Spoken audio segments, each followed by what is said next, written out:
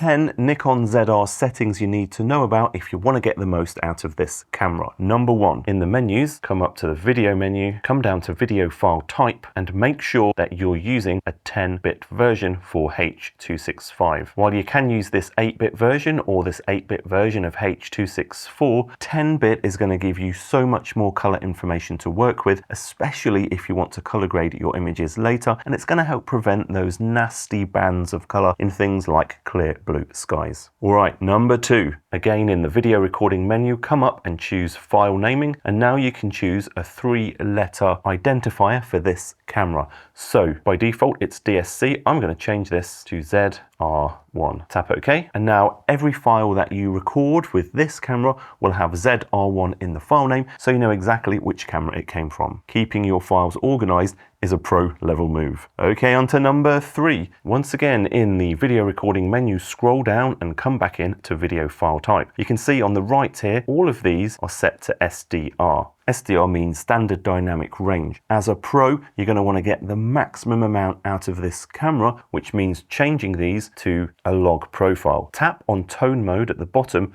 and you get these 3 choices: SDR, HLG, and N-log. You want to switch this to N-log for all of these profiles so that no matter which profile you switch to, you'll always be shooting in log, and that's going to give you the best dynamic range out of this camera. It doesn't mean you have to do color grading or at least use a LUT when you're editing your videos, but it's a small price to pay for pro level results. Number 4 is important if you have switched to N-log. We'll go and choose H.265 N-log. At the minute you can see in N-log mode that everything looks grey and washed out and there's no contrast, there's not much colour. So it's going to be really hard to judge what you're filming in N-log unless you turn on this setting. Tap on the bottom right of the screen here to open up this menu, and then tap on Assist to turn on View Assist. It's still going to record log to the video in the file, it's just that you'll see it properly on screen. Number 5 is to do with setting your exposure. First of all, tap on the menu button once, come down to shooting mode options and scroll across here and change it into manual mode. Next, hold down the menu button on the back to open up the menus, scroll down to the custom settings menu, come down to the section labeled G video, open up that, and come down to G19, brightness information display. You can see this is saying hist at the minute, which is going to give us a histogram. Tap on that and change it from histogram to WFM, which stands for waveform. Press right on the joystick to get the extra settings, and if you want to, you can change from standard size to large size. That's going to make it easier to see when we turn it on in a second. Head back to the main screen, tap the bottom right, and then tap on this button to turn on brightness information. This is a waveform and it's one of the best tools to judge your exposure. I've got a full exposure masterclass coming very soon for the ZR, so subscribe if that's interesting to you. Number 6 is a really easy one. Hold down the menu button to go back into the menus. We're going to head back to the video recording menu and we're going to scroll down until we get to the vibration reduction setting. This is Nikon's name for IBIS or stabilization. Tap on that and we've got a choice of 3 modes: off, normal, and sport. Just make sure that this is not set to off unless you want that kind of really jerky, jittery footage for some artistic reason. Normally, you're going to want this set to normal or sport. Tip 7. Tap on the menu button once, scroll up and choose white balance. Change this from automatic white balance to a fixed white balance. If you're filming outside, choose direct sunlight or cloud depending on the conditions, or select this, tap down on the joystick and choose a fixed white balance. In the studio here, I'm using 5500 Kelvin lights, so we're going to go with 5500 Kelvin. Auto white balance can be really tricky to color grade. It can cause changes in colors as you're filming. It's going to give a very amateurish look. All right, on to number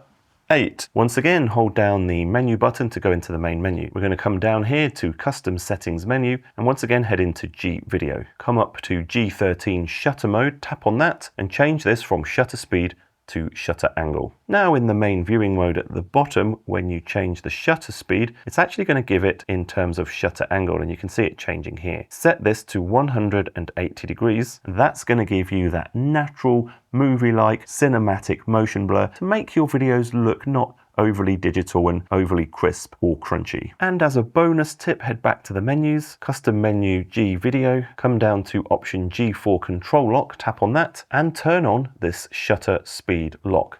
Now when you head back to the main view, if you try and move this shutter speed scroll dial on the back, you can see that that 180 degree is no longer changeable, so you'll always know you're locked in at the correct cinematic shutter speed or shutter angle. Almost there, number 9. Head back into the main menus, come up to the video recording menu, scroll down until you see 32-bit float recording. Tap to turn that on. 32-bit float recording is how the audio is stored inside the video file, and 32-bit is going to give you much more of a safety net for those really loud parts of your video. It's going to basically allow you to capture really loud parts without that audio overloading and peaking and sounding terrible. It won't protect you if you scream down a microphone of the wrong kind, because that can overload the physical microphone capsule, but in most normal cases 32-bit float audio is going to give you a better chance at better sound. Okay, on to number 10, and this might sound like a bit of a strange one. When you first get your Nikon ZR, you want to come down to the little wrench icon, which is the setup menu, and make sure you come down to time zone and date and set both the time zone properly. I'm in the Perth, Western Australia time zone, so we're going to set +8.